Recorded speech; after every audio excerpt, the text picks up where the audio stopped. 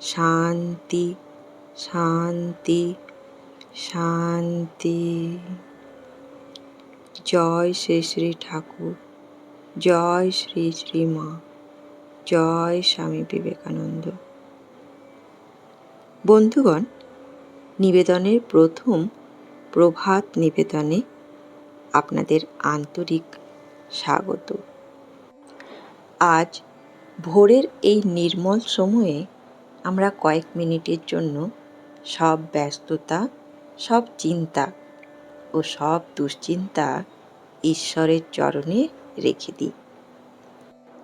একটি নতুন সকাল মানে শুধু আরেকটি দিন নয়, এটি একটি নতুন সুযোগ, নতুনভাবে ভাবার, নতুনভাবে বাঁচার আর নতুনভাবে ঈশ্বরকে স্মরণ করার সুযোগ।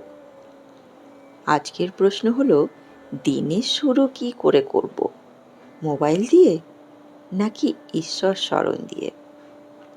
একবার ভেবে দেখুন, আমরা ঘুম থেকে উঠেই কত তাড়াতাড়ি ফোন হাতে নিই। খবর, বার্তা, সামাজিক মাধ্যম সব আমাদের মনকে নানান দিকে টেনে নিয়ে যায়। অথচ দিনের প্রথম কয়েক মিনিট যদি আমরা ঠাকুর, মা ও স্বামীজির চরণে নিবেদন করি, তাহলে মন অন্যরকম শান্তি অনুভব করতে শুরু করে। শ্রী শ্রী রামকৃষ্ণদেব আমাদের জীবনে ঈশ্বর স্মরণের গুরুত্ব শিখিয়েছেন। তিনি দেখিয়েছেন, সংসারের কাজ ছেড়ে নয়, বরং সংসারের মধ্যেই ঈশ্বরকে স্মরণ করে জীবনযাপন করা যায়। শ্রী শ্রী মা আমাদের শিখিয়েছেন, নিয়মিত নাম জপ মানুষের মনকে ধীরে ধীরে নির্মল করে। মন একদিনে শান্ত হয় না, কিন্তু প্রতিদিনের ছোট্ট অনুশীলন মনকে বদলে দেয়। স্বামী বিবেকানন্দ আমাদের শিক্ষা দিয়েছিলেন শক্তির। তিনি দুর্বলতা নয়, সাহসের পথ দেখিয়েছেন। তাই আজ সকালে আমরা নিজের কাছে 3টি প্রশ্ন রাখি। চলুন, আজ আমি কি সত্য কথা বলবো? আজ আমি কি রাগের বদলে ধৈর্য বেছে নেব?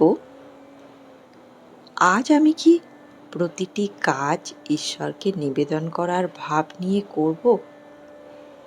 এই 3টি প্রশ্নই আজকের সাধনা। চলুন, ছোট্ট অনুশীলন জানি। এখন চোখ দুটো আলতো করে বন্ধ করুন। একটি দীর্ঘ শ্বাস নিন, ধীরে ধীরে ছেড়ে দিন। মনে মনে আপনার ইষ্ট নাম 3 বার জপ করুন। এবার নীরবে প্রার্থনা করুন। হে শ্রী শ্রী ঠাকুর, আমার অহংকার দূর করো। হে শ্রী মা, আমার হৃদয়কে পবিত্র ও স্নেহময় করো। হে স্বামীজি, আমাকে সত্য, সাহস ও সেবার পথ চলার শক্তি দাও। আজকের প্রতিটি কাজ তোমাদের চরণে নিবেদন করলাম। বন্ধুগণ, আজ সারাদিন আমরা 3টি বিষয় মনে রাখব। দিনের শুরু ঈশ্বর স্মরণ দিয়ে করব। অন্তত কয়েক মিনিট নাম জপ করব। কাউকে কটু কথা বলবো না। যদি আজকের এই প্রভাত নিবেদন আপনার হৃদয় স্পর্শ করে, তাহলে কমেন্টে শুধু লিখুন, জয় ঠাকুর।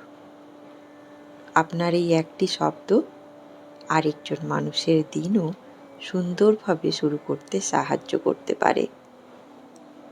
আগামীকাল ঠিক ভোর 5টায় আবার আমরা মিলিত হব প্রভাত নিবেদনে। ততক্ষণ পর্যন্ত ঠাকুর, মা, স্বামীজির আশীর্বাদ আপনার এবং আপনার পরিবারের উপর বর্ষিত হোক।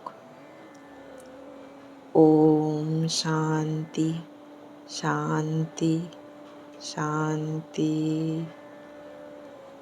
জয় ঠাকুর, জয় মা, জয় স্বামীজি।